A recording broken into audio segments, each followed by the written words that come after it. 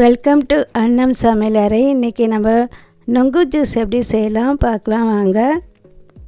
இப்போ நுங்கு சீசன் இல்லைங்க, அதனால் நம்ம போய் நுங்கு கடையில் போய் வாங்கிட்டு வந்துட்டு அதை வாங்கிட்டு வந்ததும் பச்சை தண்ணியில் போட்டு அது நல்லா வாஷ் பண்ணிவிட்டு அதோடய தோலை நம்ம கேரட்டு தோல் எடுப்போம் இல்லைங்களா, அது மாதிரி இதுவாக நுங்கையும் கேரட் தோல் எடுக்கிற மாதிரி அதுலேயும் அந்த தோலெல்லாம் நம்ம மெதுவாக எடுக்கணும். அதை அந்த ரவுண்டாக அப்படியே இருக்கும், உடையாமல் தண்ணியெல்லாம் கீழே கொட்டாமல் அப்படியே அந்த ரவுண்டாக அளவாக வந்துடும் நம்மளுக்கு. பாருங்கள், நல்ல ரவுண்டாக வந்துருச்சு க்ளீனாக. இந்த மாதிரி மிக்சியில் அந்த தண்ணியோடு இருக்கும். நம்ம அப்படியே தண்ணி பாருங்கள், கட் பண்ணி அந்த கொஞ்சம் கொஞ்சம் தண்ணி அதில் இருக்குது, அதில் போட்டிருக்கேன். 4 பீஸ் போட்டிருக்கேன். அதில் 4 டேபிள் ஸ்பூன் சுகர் போட்டிருக்கேன். ஒரு ஹாஃப் லெமன் பிழிஞ்சிருக்கேன். இளநீர் ஒரு 1/4 டம்ளர் ஊற்றிருக்கேன். அப்புறம் கிரைண்ட் பண்ணிவிடுங்க. நல்லா மிக்சியில் போட்டு கிரைண்ட் பண்ண இந்த மாதிரி பேஸ்ட் வரும். இதிலே ஒரு 4 ஐஸ் கட்டிகள் போட்டு அடிச்சுக்கோங்க.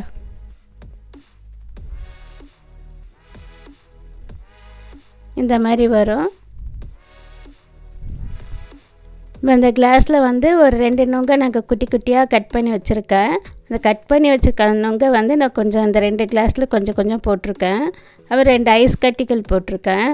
இப்போ நம்ம அரைச்சி வச்சுருக்க நுங்கு விழுதை ஒரு 3 டேபிள் ஸ்பூன் அந்த கிளாஸில் போட்டுக்கோங்க.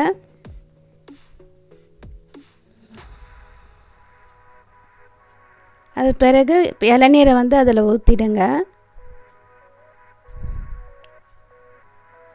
ஃபுல்லாக ஊற்றிடுங்க. ஊற்றிட்டு அப்படியே நீங்கள் அப்படியே கலக்க வேண்டியது தான்.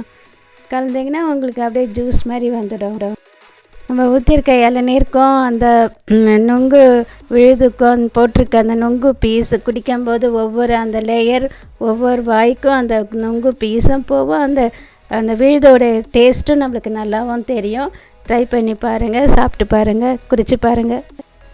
இந்த நுங்கு தோல் இந்த முகத்துலலாம் முகப்பரு இருக்க குழந்தைங்களுக்கெல்லாம் முகத்தில் தடவிட்டுக்கலாம்.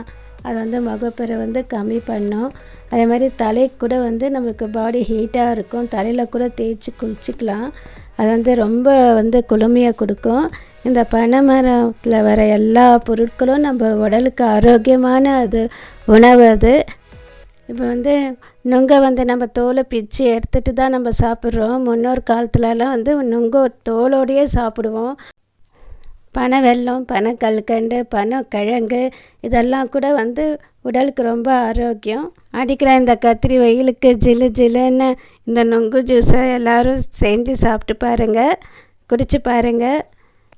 இந்த வீடியோ உங்களுக்கு பிடிச்சிருந்தா லைக் பண்ணுங்கள், ஷேர் பண்ணுங்கள், கமெண்ட் பண்ணுங்கள்.